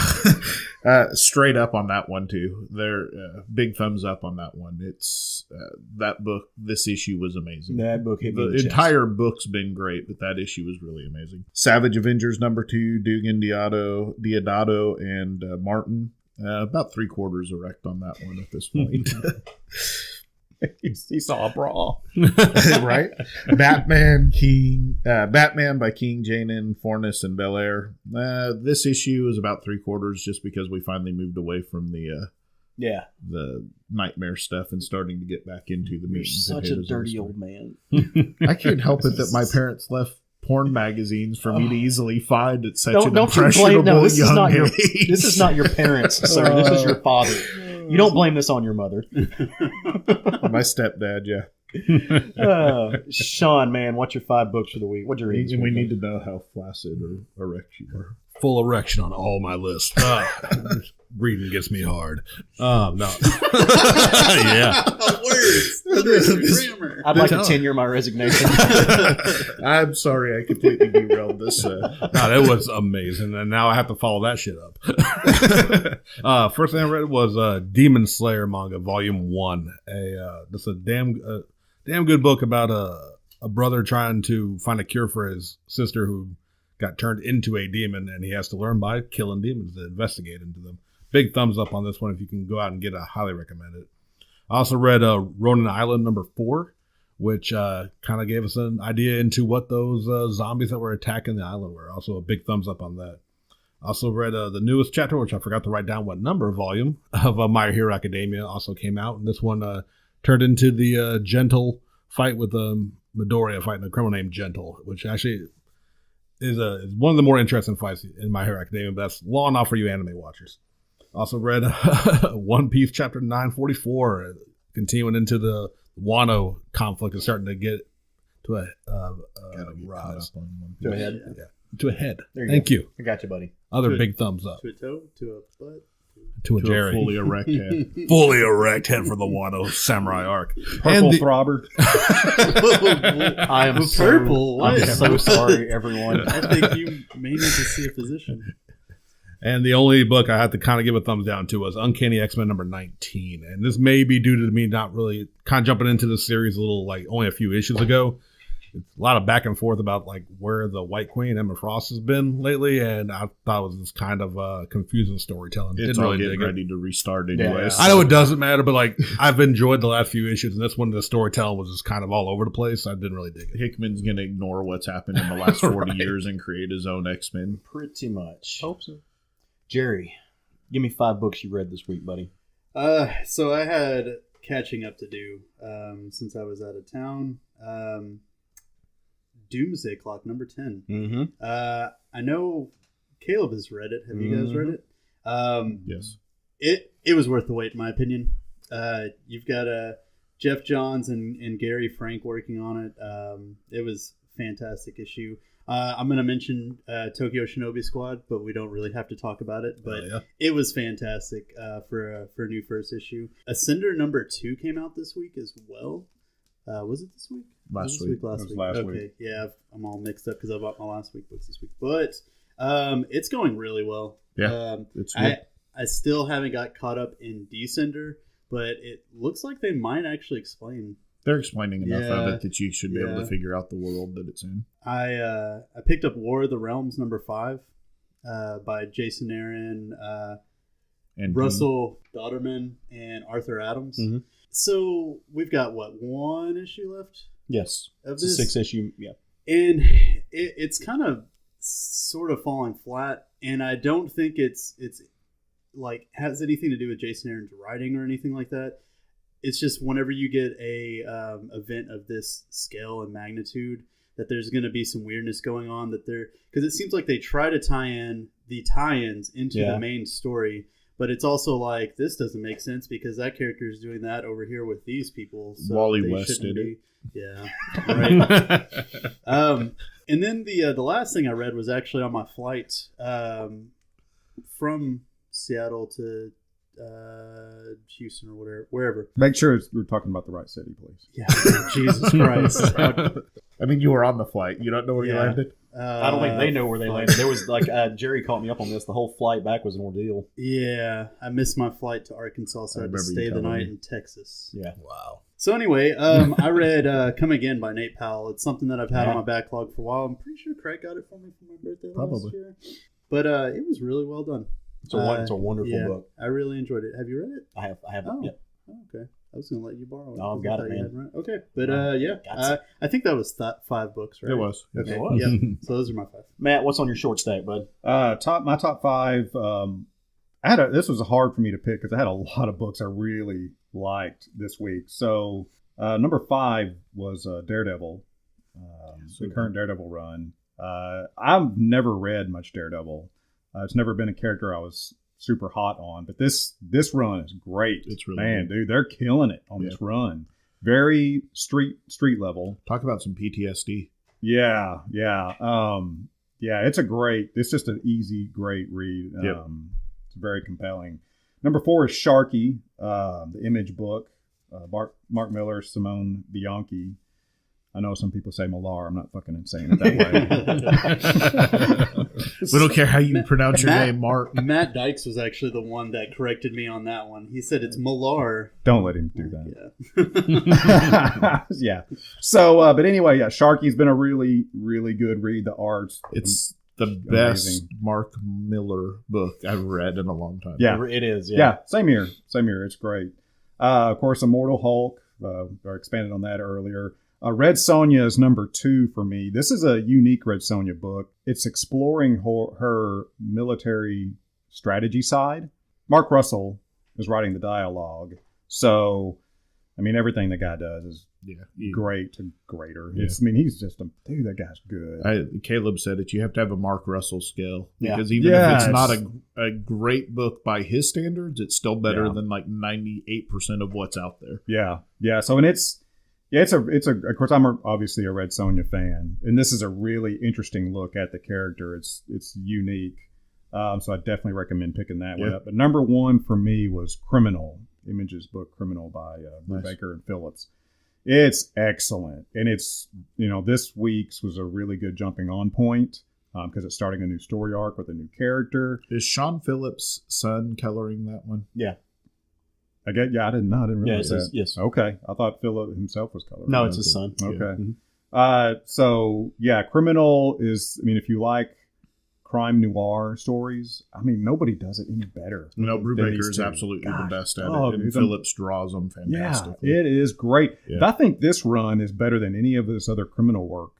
See, I loved Velvet, and I loved, I can't think of the one now, the name of it, but it was the one with the movie studios. And I don't know why it's slipping my mind. Fade Out, yeah. I like this run better. It's going great. And it's got this issue had a blurb from Tom King saying it's one of the best books out this year. Awesome. Okay. Yeah. Very cool. Well, my short stack, let's see. I read the Vision and Scarlet Witch. I went back in time, read the Vision and Scarlet Witch series, 12-issue maxi series from 1986. Really if you like the Vision and Scarlet Witch, you want to know some of that about like their history or how Wiccan came to be, you should check that out. I mean, it's weird and fascinating. Deceased #2 by Tom Taylor and Trevor Hairsine. This is a fun little take on the DC universe, man. It's like Crossed meets DC. I dig it. And it also, for as violent and crazy it is, it's also extremely heartfelt. Yeah. So, fun stuff. I went to my Shoujo app and read some Food Wars. Did about 15 issues of Food Wars. Nice. By Yuto Sakata and Shun Sakai, I think is how they pronounce their names. My brother from another mother, Mr. Craig Lance, gave me, out of the goodness of his heart, the first 2 volumes of Birthright. It's a Skybound book. It is written by Mr. Joshua Williamson, who is also the writer of the current Flash book that we were talking about earlier. Andre Bresson is the artist on it, and Adriano Lucas is the colorist on that book. It's phenomenal. This is one of the best things I've read in a long time. And then last but certainly not least, did I mention to y'all, there's a character that I really like called the Hulk. Did you guys know that? Did you know I'm a Hulk fan? No. I thought Matt was the Hulk fan. Well, I think we share. I thought you were the Hulk fan. We're gonna hold hands and talk about it. I forgot. A little book came out this past week called Incredible Hulk: Last Call, and it's by Peter David and Dale Keown. And if you know anything about Hulk history, those two that's a tag team champions of the Hulk world, man. Mm-hmm. Those two are definitely among the top two. They're being competed against right at the moment. They are. They are. Yeah, very true. But so there's a moment in this last Hulk book, which we didn't talk because you wanted people to read it, where there's a character from Bruce's past that shows up as a weird manifestation of themselves. You get the history of that in this book. And so if you're curious about why that character looks and acts the way they do, you should pick up Last Call. And I was really afraid that this was going to be one of those books. It's like, oh, they've had this in the bag for like 15 years, and like Marvel just found it and said, hey, let's put this out. No, it feels like a new book. Yeah, okay. Feels very new. Did you hear the controversy with this one? No. They had to edit out some of the suicide scenes. Oh. Yeah. Some of the suicide. There were some more suicide scenes in this book, and they edited them out. You have to edit out some of the suicide scenes. Heavy. It is a heavy. I haven't got to that in my book. stack yet, so.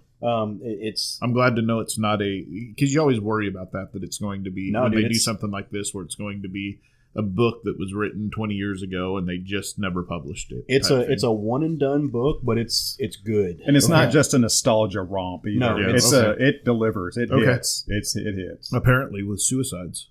Yeah. Yes. Well, not as many as there could have been. Right. Apparently. Where's suicides on the hierarchy of violence? I have a heart. In the terms of this book, if you're having any personal issues and you're thinking about suicide, absolutely, please reach out either to anybody on this show or call the suicide prevention hotline. You do matter. People people do care about you. It is a permanent solution to a temporary problem, so please seek out the help you need. Yeah, we're joking about it. It's not a joking matter. We're joking about the book. Not real-life suicide. Exactly. Please get the help you need if you need it. All right, so I think we're about ready to bring the show to a close. And the way we do that on this show, it's kind of the way we've always done it, is we tell you what's going to be on the menu next week, so to speak. You notice how I just slipped that in there? You did. We just changed the name and getting ahead of ourselves, too.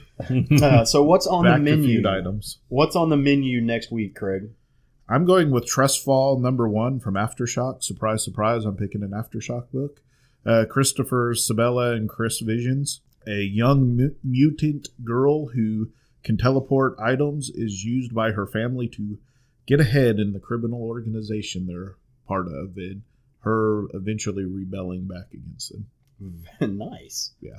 I am going to put Glow number 2 on the menu for next week. Written by Teenie Howard, drawn by Hannah Templer. If you've watched the Netflix series, it's a fantastic series. You're going to enjoy this book. It's a great read. The first issue was a lot of fun. They hit all the comical marks. You get all these characters that you love. Teenie Howard's a fantastic writer. And even somebody like me, who I don't watch wrestling every week. I could generally give a shit about wrestling. But it is as Sean Jesus. flips me off from across the table. You are getting mean-eyed right now, man. It's an amazing story, though. No middle ground. Look, for free, I can pull up Pornhub and see guys shit all wrestle over and wrestling. Why don't you? I mean, you want to talk about how much you hate it some more? No, I didn't say I hate it. I said I generally don't give a shit. Hate's an emotion. I don't have emotions about wrestling. It's just something that it's not there for me. But it's there in this comic, and so you should pick it up. Again, Glow number 2, Teenie Howard, Hannah Templer, awesome stuff. I hate wrestling. My book for next week's a wrestling book. That speaks for the book. Yeah, it does. Sean, buddy, what you reading next week? I'm actually looking forward to a book called Sonota #1 from Image Comics. It's written by David Hine and Brian Haberlin, with art also by Brian Haberlin. It's called The Fall. In this new series from David Hine and Brian Haberlin, two cultures clash on a planet they each believe to be their promised land. Got the Rands that are peace-loving people, and the Taans that are a race of warriors who seek to colonize and control. That can't go well for the one. Right. No, I mean, it sounded like Saga has been one of the few big sci-fi books I've read, and this one caught my eye, so I'm definitely wanting to check this one out. Very cool. Sonata #1. Jerry. I'm going to stick with the Donny Cates space theme. What? Silver Surfer Black #1 comes out next that week. looks like it's going to be fun. And honestly, hadn't looked into it at all, and I didn't know anything about what it was going to be other than Silver Surfer. Like, I had speculation that it was going to focus on the Silver Surfer from Thanos Wins, where he's like ridiculously powered and had Mjolnir and all that. This is apparently going to be the story picks up whenever he gets launched into a black hole with all the other people at the beginning of Guardians of the Galaxy. They actually just in the annual this week kind of went back and showed what happened to a lot of those characters after they got sucked into this black hole. So this is going to be lead into what happened to Silver Surfer and everything. You skipped over the most important part of this book. That it's going to have Trad Moore. Yes. And Gerald Pearl on it. Mm-hmm. Yeah. You Trad Moore, should pick up Doctor Strange. What's going on right now, the current story arc, he actually has the power cosmic. Yeah, he's fighting Galactus, or helping Galactus not to eat Earth. I've read a few things. I've just never really, like Caleb in wrestling, given a shit about Doctor Strange. Your friend is crying right now. Josh Ford is upset at you. He actually doesn't read it anymore. Does he not? Yeah. This is a good run of Doctor Mark Strange. Waid. Yeah. I don't love Doctor Strange books typically, but this is a really good run of them. Yeah. That Jason Aaron run on Strange, that first arc was amazing. Yeah. It's weird because he's an interesting character, but I don't know. There's a lot of really interesting characters that I just don't really do it for me. Time and money, man. Yeah, that as well. Matt, what you putting on the menu next week, brother? Mine is Berserker Unbound. Yes, sir. Jeff Lemire, Mike Deodato Jr. This is an interesting pick for me because this is actually one of my pet peeves because the book is sword and sorcery barbarian set in today's world. And I usually hate that. But since Jeff Lemire is on writing it, I've got to check this out, and I'm fully expecting him to win me over. Oh, I'm sure. Yeah. It'll be done well. He'll do it. Yeah. I've never read anything by him that I disliked. Yeah, there's some stuff that's better than others, but ultimately he tells human stories better than anybody. Damn good story writer. Yeah, I didn't realize that was coming out so soon. I didn't thought either. We still had a little bit, so Caleb's going to have to add it to my pull list when he gets to work today. I'll see what I can do. Just do it. Oh, call the shop and ask whoever's working there. I'm off work right now. I'm not taking your orders. There is no try. Are we ready to bring this thing home, guys? Nah. I think it's about... Stop it. Curmudgeonly Now old- I'm going. I just want to keep going. You Contrarian. curmudgeonly old man. We All just, right, we let's just going on a podcast all day. Yeah, let's do it. All right. Well, we really hope you guys have enjoyed about the last hour and a half of us getting together for our little geek brunch like we do every week. We've loved it. We love talking to each other. We love talking about at you, I guess, not to you because you can't talk back. But we enjoy it. This is fun for us, guys. Don't talk back. If you want more of this, you should definitely come hang out with us on our Facebook group. We have a great time. There's lots of information that's being shared, a lot of opinions being shared, some good conversation being had. You can see what we're reading. We post a lot of pictures on our Instagram page and as well as our Twitter page. You can shoot us an email at southernfriedgeekery@gmail.com. We want to, again, welcome Matt as kind of the permanent fifth chair of the show. Yeah. Thanks, guys. It's been great having you on, man. Thank you. Loving it. It is Pride Month, so whoever you are, however you see yourself, however you consider yourself, be proud of it, and don't let anybody tell you there's anything wrong with it. Be you, love your life, and we love you, as always. Come back and see us next week, and go forth and love some comics. Remember that time when you guys tried to do the woo last week? I do. And the week It was before. rough. Will you do Yeah. it so we can close this You out? want me to reset you up? I'll totally reset you up. Yeah, Ready? yeah, All right. yeah.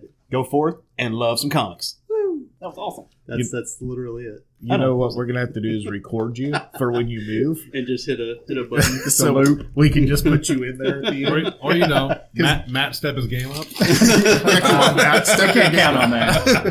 All right. Bye, Gotta be guys. successful here.